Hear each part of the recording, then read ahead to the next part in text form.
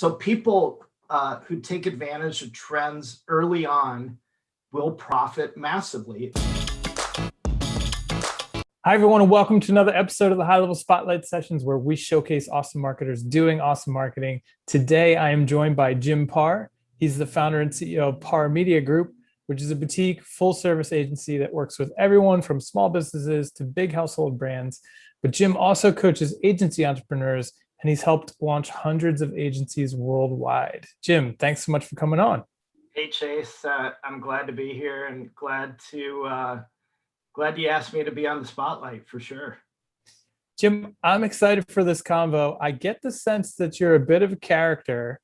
I saw a note somewhere that before you got into the world of marketing, you were in a completely unrelated field, and that you stumbled into marketing by accidentally patenting an idea to wrap porta potties with advertising. Is that right? That is definitely true. I was going to talk about that, but I'm glad you brought it up because I was in the restaurant business. I had owned 3 restaurants at that time. And those that are in the restaurant business or restaurateur know how difficult it is. And these weren't any small tasks. They were 600 seats and banquet rooms and the whole works. So I got tired of it and came up with an idea to wrap porta potties. And that just exploded right away. Our first events was Taste of Minnesota in, of course, Minnesota, in St. Paul, Minnesota. And very quickly we did the Taste of Chicago, and then the PGA, the Champions Tour, and the PGA picked us up. And so I was wrapping porta potties for a while. That's pretty wild, but smart, right? Yeah, definitely. Yeah, I mean, if you think about it in advertising, you're always trying to catch that impression and extend that impression life. And so we'd have people standing, and you've been there, everybody's been there.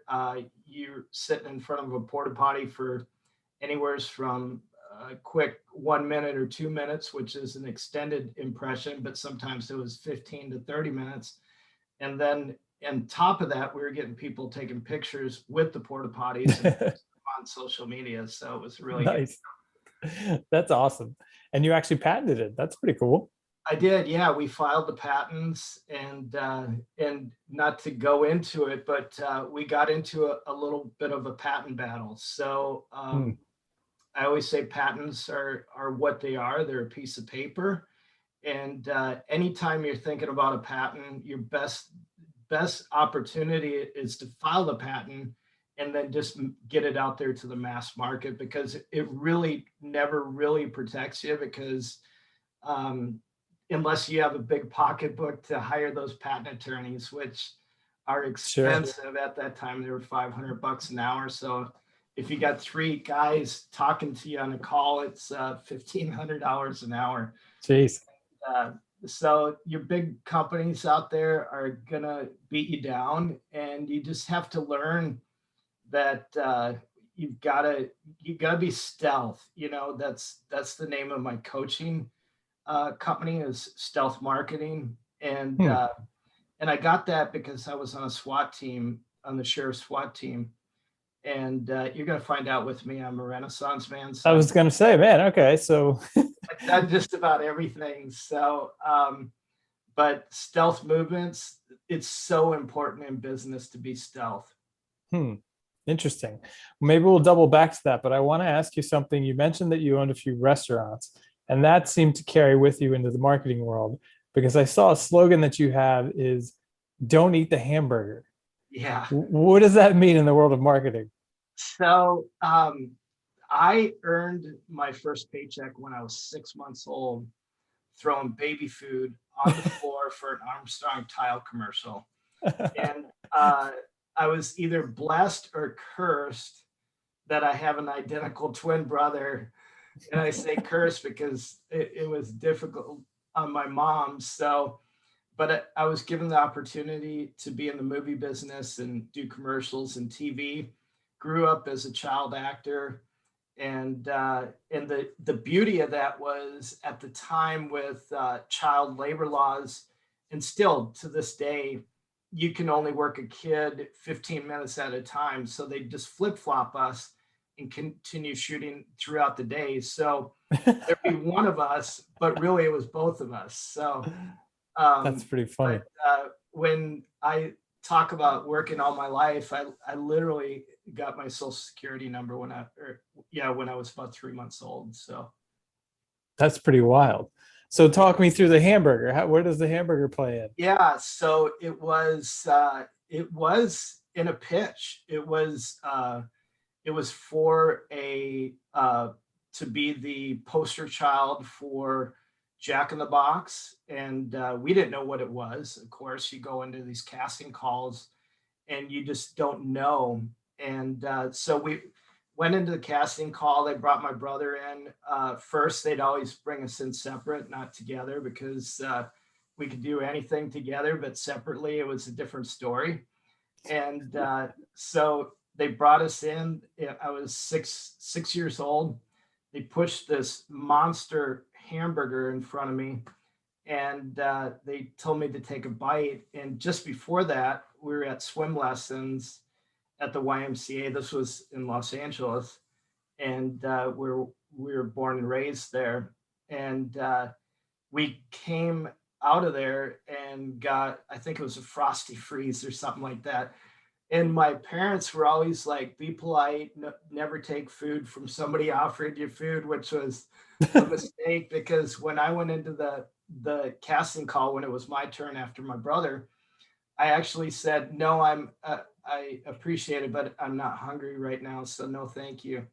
Well, that's the wrong thing to say when you're trying to be casted on a hamburger commercial. So the more they pushed it in front of me, the more I resisted, and uh, and then of course we didn't get the position.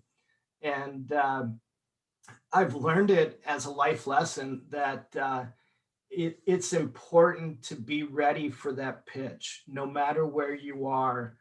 But I have no regrets. I've lived life to the fullest. I've done a lot of different things, and I know the guy that actually won that casting call. It was Rodney Alaripi, and he actually owns a marketing company in California. So That's pretty we funny. ended up going the same path. So That's pretty funny.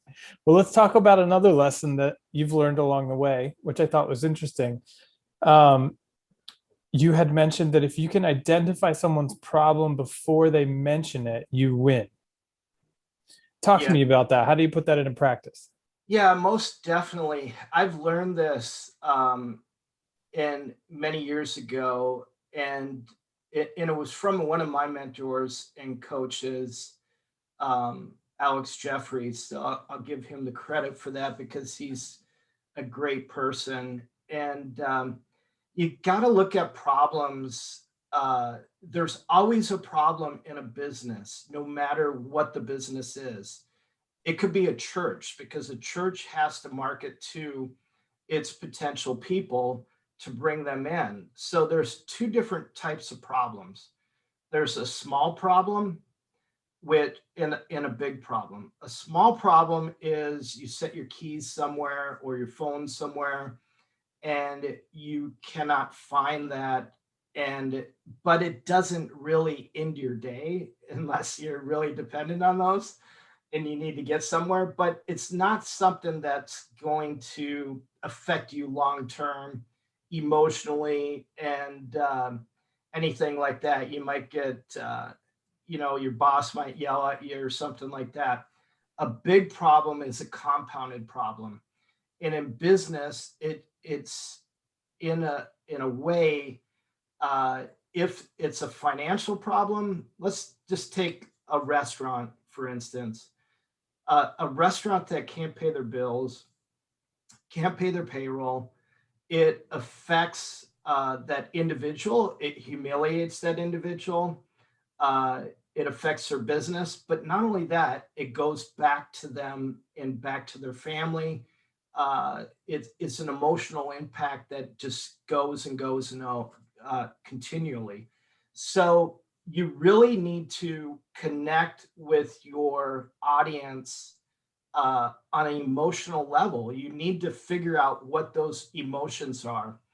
And what I always say is if you can identify that problem and effectively identify a solution, let's just say it's HighLevel, because I'm a big fan of HighLevel and we use it, we use the SaaS, then that's where you win. Because let me just give you some ideas. We work in the automotive industry a lot, and we understood that buyers do not buy with logical decisions, even though they think that when they get there. And a lot of people think, okay, they planned a budget, they planned this, but it is not a logical decision. uh, they're they're driven by features and it plays on emotions. So it's that shiny bright object. So they might show you the Tesla, the lower. We'll do electric vehicles because Sean likes electric vehicles, or I think we all do. But it might be that lower grade Tesla, but it doesn't have the wing doors on it. But the minute they open up the wing doors, then your girlfriend or wife says, "Oh, I love that. That is so cool. That's the one I want with that." And so they bring you in on a low price. It's a logical decision, and then they grab you with emotions. And that's the same way in business. Uh, you need to grab onto what those emotions are. And so what we do is, typically we have something. I'm not going to give all my secrets away, but we have something called the magic script, and we play on those emotions and identify. And the way we come up with objections is when we speak to a client or a potential client, we hear those objections. We've tried that and it doesn't work. We spent this and it doesn't work. This company, we spent $5,000 a month and they gave us 2 leads over 6 months. It's all those different things. And we have a list, literally, that we write down all these objections. And when you're able to identify those, which are very similar, it doesn't matter what type of business, they're very similar. And when you can identify that and talk about these emotions and really tap into the wins and then come back to the emotions a little bit and just turn the knife a little bit, like, okay, you don't want to go back to that. That's when you're going to win. And so we call it the point A to point B. It's from the problem or the pain to the win to the solution, and everything in between. I mean, it makes sense to me. We just bought a minivan not too long ago, and thinking back to the process, I can honestly say I got hyped up by a couple of features that are pretty stupid in retrospect, but I was pretty excited about them. How does invisible knowledge play into this? You mentioned, I heard you mention something about being able to identify invisible knowledge. What did you mean by that? A lot of people go into business with the idea that I'm going to be like somebody else. We see it out there. We see it in products. We see it. I'm going to refer back to HighLevel a lot here, just because I'm passionate about it. Please do. And so HighLevel, they've taken pieces of, really back to that point A to point B. They've taken problems and they've solved those problems by combining a lot of different services or solutions into one thing. And so they have a uniqueness from that aspect, and a lot of uniqueness. But you can't go into business without having something that you're passionate about, that keeps your interest, or that has some uniqueness to it. You don't want to just be say, I'm going to be like Grant Cardone and mimic Grant Cardone and do everything that Grant Cardone's doing. I've got my own YouTube, and when I go on YouTube, I get criticized, but I'm my own person. I have my own uniqueness, and some people may like that. They may want to listen to an individual like that. So you have to be unique to yourself, and we call these hidden gold mines of knowledge. So jobs right now are being destroyed by robots and automation, but the fact of the matter is we need to embrace that because we can be the experts in that knowledge. There still has to be somebody that builds that back end resource, Mm-hmm. somebody that is able to implement that resource, like maybe it's VAs for HighLevel and building campaigns and triggers and things like that. And over the centuries, like, back in the day when there was horse and buggy, Ford invented the Model T or the Model A or whatever.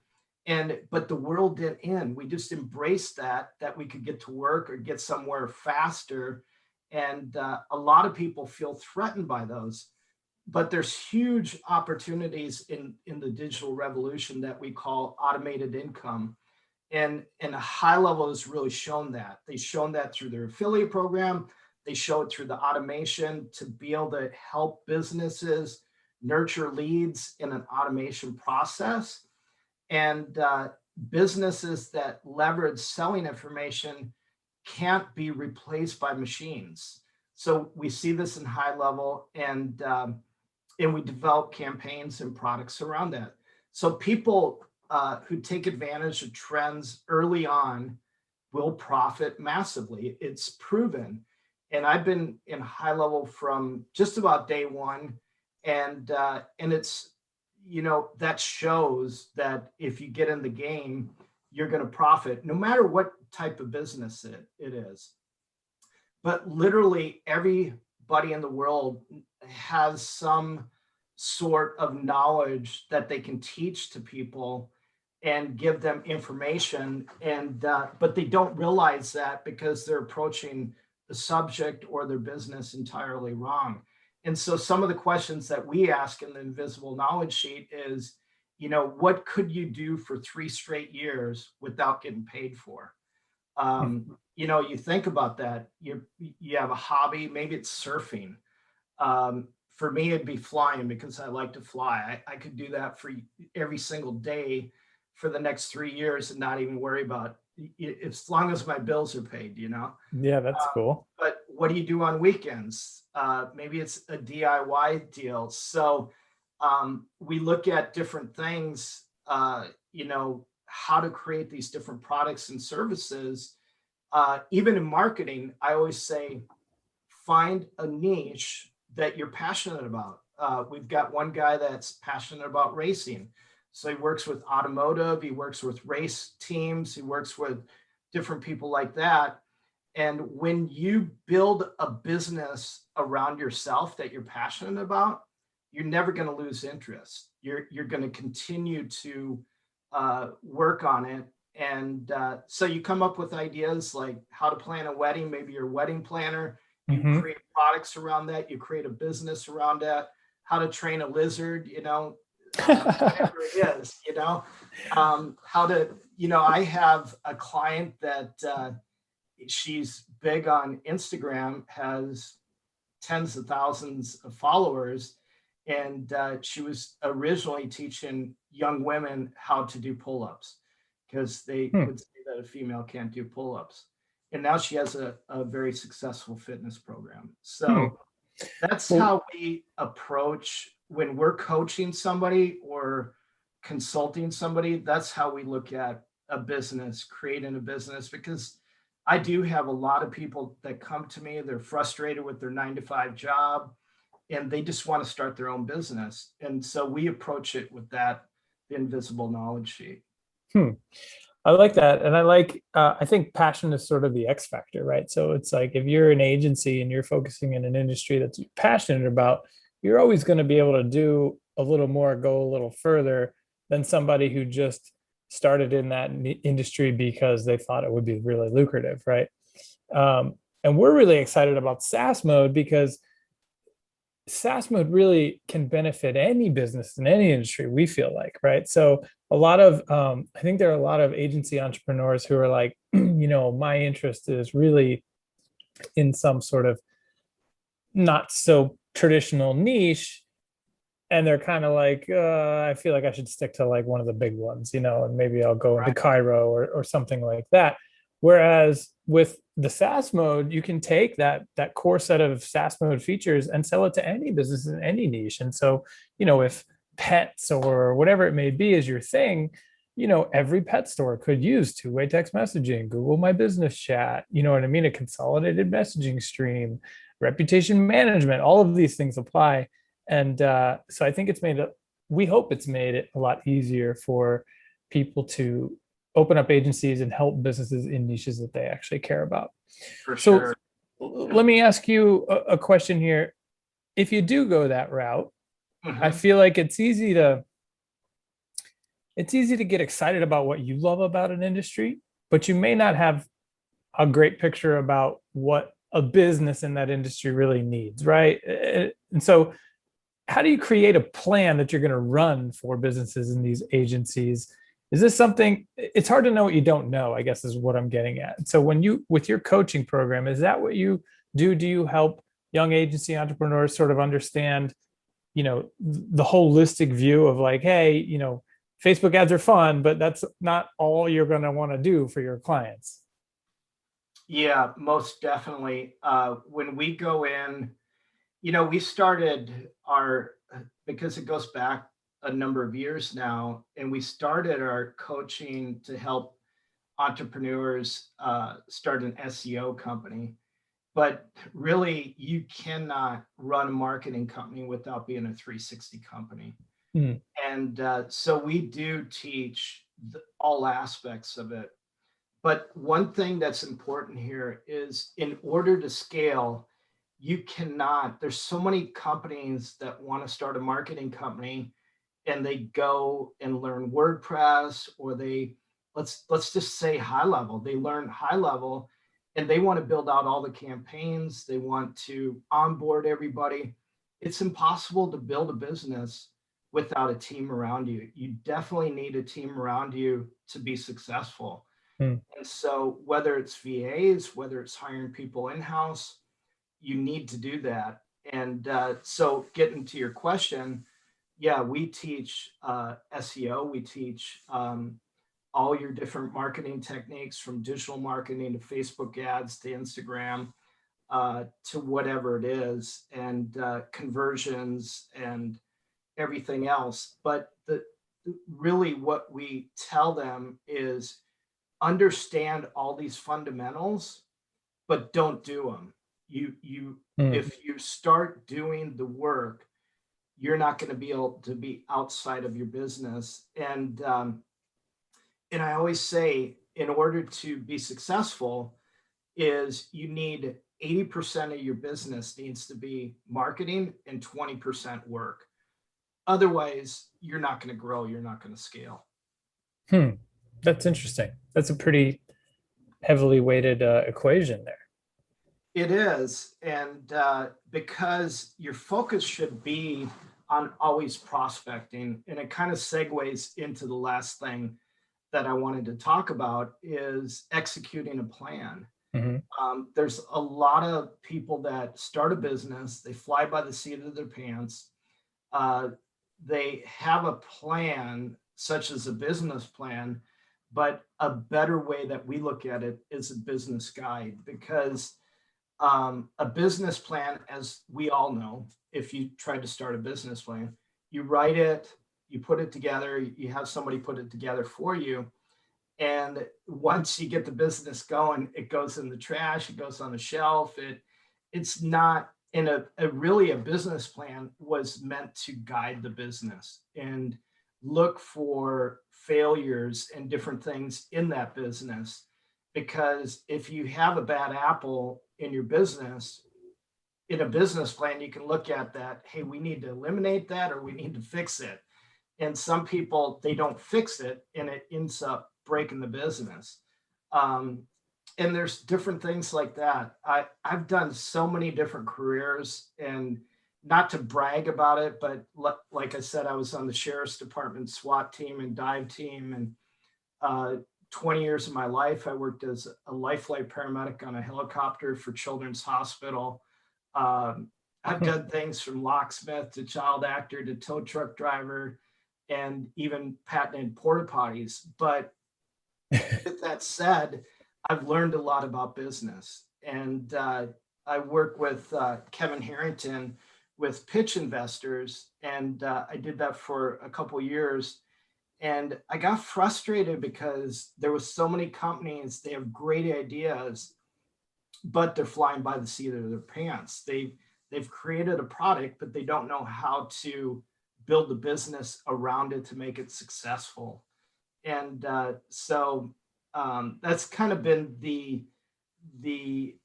issues that I see when somebody's trying to start a business.